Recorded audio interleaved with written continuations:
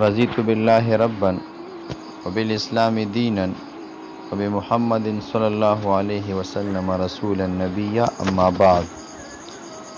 آج کا ہمارا موضوع ہے اہل بیت کے بارے میں کہ اہل بیت کون کون ہے۔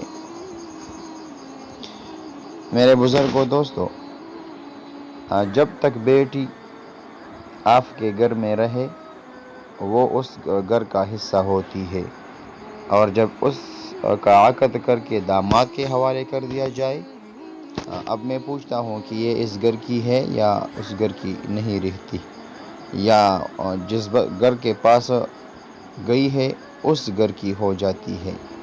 مثلا میری بیوی میری گھر والی ہے، جو میری بیٹی ہے وہ بھی میری گھر والی ہے، لیکن جب تک میرے گھر میں تھی میرے گھر کی فرد تھی، لیکن جب میں نے اسے نکاح کر کے داماد کے حوالے کر دیا اب وہ میری بیٹی اس گھر کی ہو گئی۔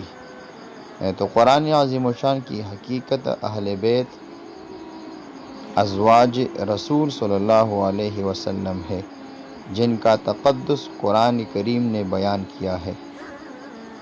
قرآن کریم نے حضرت اماں عائشہ رضی اللہ تعالیٰ عنہ کے بارے میں، اماں خدیجہ رضی اللہ تعالیٰ عنہ کے بارے میں فرماتی ہے، حضور علیہ الصلوۃ والسلام کی ساری بیویاں، حدیث میں آتا ہے کہ جس وقت یہ آیات کریمہ اتری، انما یرید اللہ لیذہب عنکم الرجس اہل البیت ویطہرکم تطہیرا، تو حدیث میں آتا ہے کہ حضور اکرم صلی اللہ علیہ وسلم تشریف فرماتے، حضور اکرم صلی اللہ علیہ وسلم نے فرمایا علی کو بلاؤ۔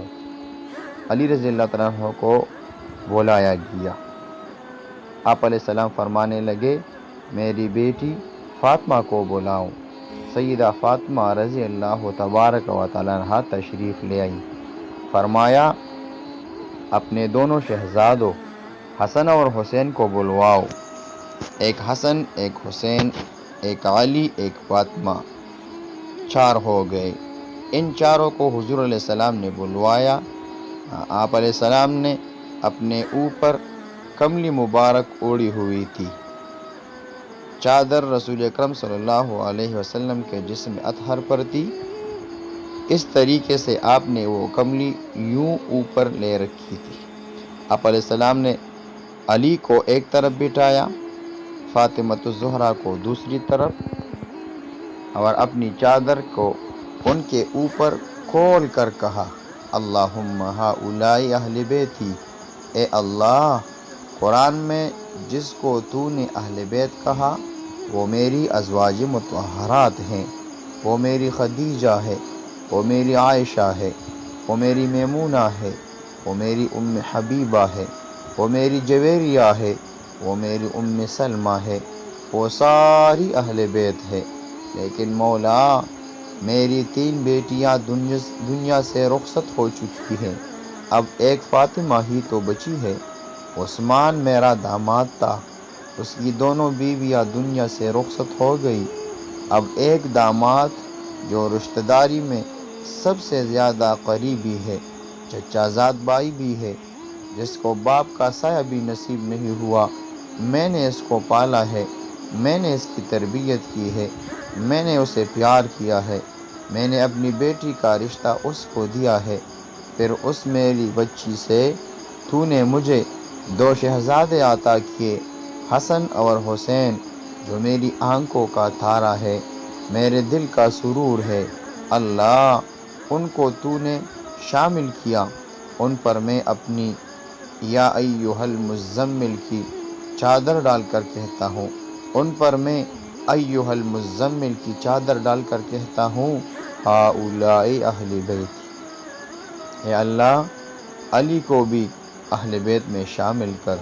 میری فاطمہ کو بھی اہل بیت میں شامل کر، حسن کو بھی اہل بیت میں شامل کر، حسین کو بھی اہل بیت میں شامل کر۔